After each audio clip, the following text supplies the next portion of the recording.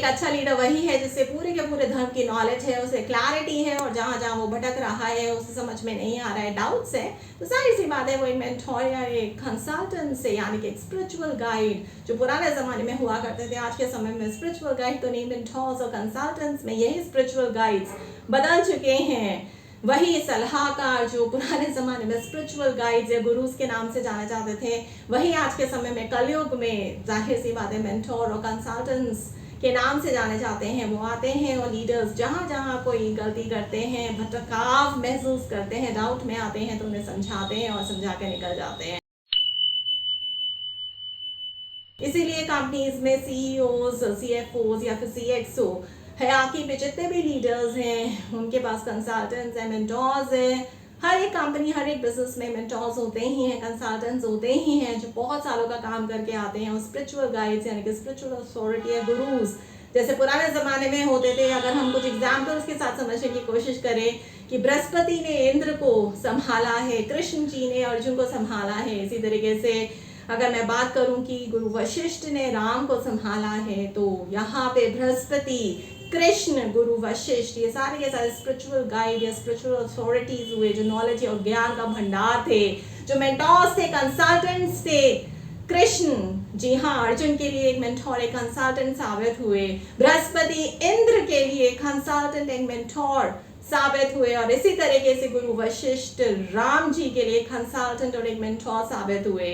बस इतना ही फर्क है कि उस जमाने में उन्हें स्पिरिचुअल गाइड्स या फिर पुरोहित कहा जाता था।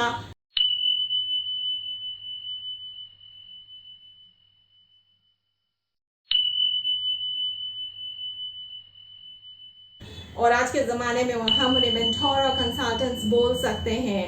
लेकिन फिर भी जहाँ पे भी भटकाव आता है, एक अच्छा लीडर, एक अच्छा बिजनेस लीडर एक मेंटोर के पास जाएगा, एक कंसल्टेंट के पास जाएगा, लेकिन अपने जितने भी उसकी प्रजा है जिनको वो संभाल रहा है, उनको इंस्पायर करेगा, मोटिवेट करेगा और उनको दंड देगा अगर वो अपने मस्तिष्क यानी कि अगर वो अपने दिमाग से नहीं चलेंगे, अगर वो बुद्धि को इस्तेमाल नहीं करेंगे और मन उन्हें आगे खींचता चला जाएगा गलत काम को करने के लिए या फिर प्रेरित करेगा, तो वो उन्हें सिखाएंगे कि मन को अपने काबू में करना है अपनी बुद्धि से।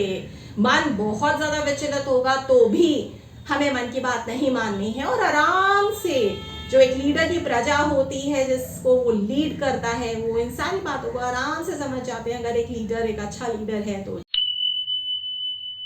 क्योंकि ये कुछ ऐसी बातें हैं जिनको हम समझना ही नहीं चाहते हैं, उनसे कुछ सीखना ही नहीं चाहते हैं। लेकिन आज मैं फिर से दोहरा रही हूँ इस वीडियो में कि अगर हम अपने वैदिक रूट्स को टच करते हैं आज भी, तो हम अपने बिजनेसेस को सर्वाइव कर सकते हैं, अपनी कंपनीज को बचा सकते हैं, अपनी लीडरशिप को फिर से एक बार खड़ा कर सकते हैं, उनकी वाहवाही सुन सकते हैं।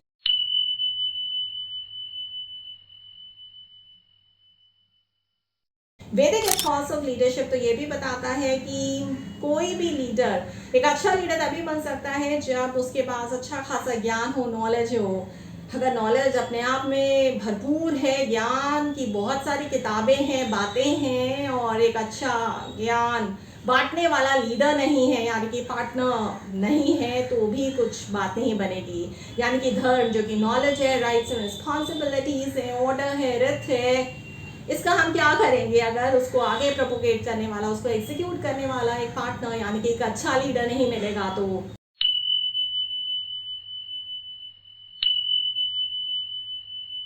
यानी कि ऐसी नॉलेज, ऐसा धर्म, ऐसा ज्ञान, ऐसा रित, ऐसा ऑर्डर, सब कुछ वेस्ट है अगर उसको मानने और करने वाला, उसको निभाने वाला एक अच्छा सक्षम इंसान, एक नेता, एक अच्छा नेतृत्व नहीं कर रहा है। तो और तभी ये नॉलेज असली मायने में एग्जीक्यूट होगी और बहुत अच्छा, बहुत अच्छा ऑर्डर और पूरी सोसाइटी में, पूरे यूनिवर्स में, पूरे कॉस्मोस में खुशहाली लेके आएगी। ऐसा हो सकता है तो बहुत अच्छी बात है, ऐसा होना भी चाहिए, क्योंकि कलयुग आ गया है, कलयुग में बहुत ज़्यादा ज़रूरत है। वेद में यही बात समझाई गई है कि अगर आप सिर्फ और सिर्फ कर्म करते चले जा रहे हैं और आपको कर्म से पहले नॉलेज यानी कि ज्ञान है ही नहीं, यानी कि धर्म के बारे में कुछ नहीं पता है, तो ऐसे कर्म से क्या फ़ायदा। वो कर्म तो गलती होगा, क्योंकि उसमें नॉलेज की क्लैरिटी नहीं है। आप कुछ भी करते चले जाएंगे, ना समझे ना जाने कि ये सही है या ये गलत है, तो फिर जाहिर सी बात है आप गलती करेंगे, और जब गलत करेंगे तो आप फिर दंड के भोगी बन जाएंगे। और अगर आप दंड के भोगी बनेंगे तो जाहिर सी बात है आप एक अच्छे लीडर नहीं बन सकते। तो अगर आपको एक अच्छा लीडर बनना है कलयुग में, तो आपको फिर से वैदिक आइडियोलॉजीज पे जाना पड़ेगा। इतिहास के, पुराणों के, उपनिषदों के, वेदों के, गीता के, रामायण के, महाभारत के, इन सब के पन्ने पलटने होंगे, समझना होगा और उनसे लेसन्स लर्न करने पड़ेंगे आगे एक अच्छा लीडर बनने के लिए। कि अच्छा लीडर सिर्फ और सिर्फ वो शख्स नहीं होता है जो सिर्फ काम करता चला जाए, एग्जीक्यूशन ही करता चला जाए। कुछ भी हो रहा है, मुझे करना है करना है करना है, लेकिन उसे कुछ पता ही नहीं है कि ये करना कैसे है। कोई ये तो बताओ, उसकी नॉलेज, उसका ज्ञान उसे कौन देगा? एक अच्छा मेंटोर, एक अच्छा कंसल्टेंट देगा आज के ज़माने में, जो बहुत पुराने पुराने पुराने एंशियंट टाइम्स में जिन्हें हम साधु संत बोला करते थे या गुरु बोला करते थे, जैसे गुरु वशिष्ठ हुए, बृहस्पति जी हुए, या फिर कृष्ण हुए जिन्होंने अर्जुन को संभाला, राम जी को संभाला और इंद्र को संभाला। तो मैं बोल सकती हूँ कि राम, इंद्र और अर्जुन एग्जीक्यूटर्स थे, यानी कि बहुत बढ़िया लीडर्स थे। लेकिन उनको ये विद्या, उनको नॉलेज, ये स्पिरिचुअल ज्ञान किसने दिया? उनके मेंटोर्स, उनके कंसल्टेंट्स ने दिया, जो वशिष्ठ जी थे, बृहस्पति जी थे और कृष्ण जी थे।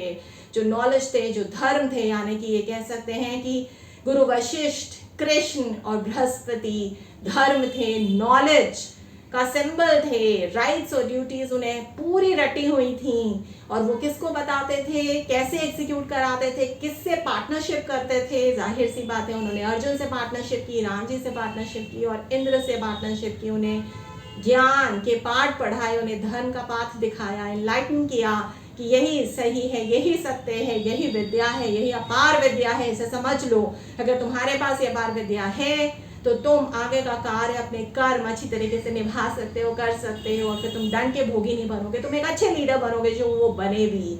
जी हाँ, इंद्र हुए, राम जी हुए और अर्जुन अच्छे खासे लीडरशिप के उदाहरण है पुराने ज़माने से, एंशिएंट टाइम से। और अभी कलयुग में कुछ ऐसे लीडर्स की ज़रूरत है और कुछ ऐसे ही मेंटोर्स और कंसल्टेंट्स की ज़रूरत है जो कृष्ण के मुकाबले आए या उनके आसपास भी आ जाए तो काफ़ी है। बृहस्पति जी के आसपास आ जाए और गुरु वशिष्ठ के आसपास आ जाए, वैदिक एथोस बहुत अच्छी तरीके से समझते हो, जानते हो और हमारे शास्त्रों को आगे एक अच्छे लीडर को बता पाए, समझा पाए। क्योंकि शास्त्रों से ही सारे पॉलिसीज, लॉज, एथिक्स, सब कुछ बिजनेसेस और कंपनीज अडॉप्ट करती आई है बहुत बहुत बहुत सालों से।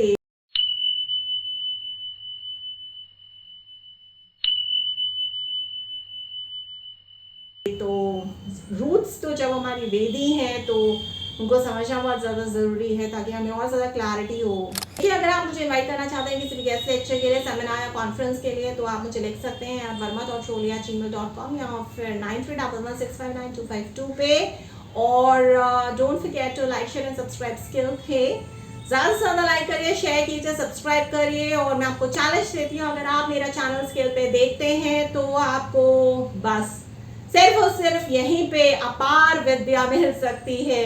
आपको समझ में आ सकता है कि किस तरीके से अपार विद्या, जी हाँ अपार विद्या, आपको आपके बिजनेस को डूबने नहीं देगी, आपकी कंपनी को डूबने नहीं देगी, आपकी जॉब को बचा ले जाएगी और आपको प्रमोशन दिलवा के ही रहेगी। और जाहिर सी बात है, जो लोग जॉब की तलाश में हैं वो भी आराम से जॉब पा जाएंगे अगर वो इस चैनल को देख रहे हैं। मैनेजमेंट MBA क्या है वैदिक एथोस के हिसाब से? क्यों मैं बार बार ये बोलती हूँ कि आपको MBA की ज़रूरत नहीं है। जिन भी लोगों ने MBA नहीं किया है, जो करना चाहते हैं, उनके लिए भी बहुत ज्ञान है मेरे इस पूरे चैनल पे। पुराने वीडियोस जाके आप देख सकते हैं, बहुत सारे एस्पेक्ट्स पे आपको समझ में आएगा कि क्या क्या चीज़ें किस किस तरीके से हमें करनी है। और जो लोग मैनेजमेंट में उतरना चाहते हैं लेकिन MBA नहीं किया हुआ है, किसी वजह से नहीं कर पाए हैं, वो भी इन वैदिक एथोस को, आइडियोलॉजीज को समझ के आना जाएगा, अच्छा लीडर बन सकते हैं, बावजूद इसके कि वो MBA नहीं है। ऐसा भी हो रहा है बिजनेस वर्ल्ड में। ऐसा नहीं है कि सारे मैनेजर सारे लीडर्स एक अच्छे MBA ही हैं, ऐसा नहीं है। कुछ लोग सिर्फ शास्त्रों को पढ़ के एक अच्छा लीडर, एक अच्छा मैनेजर साबित हो रहे हैं और होते चले जा रहे हैं। धन्यवाद।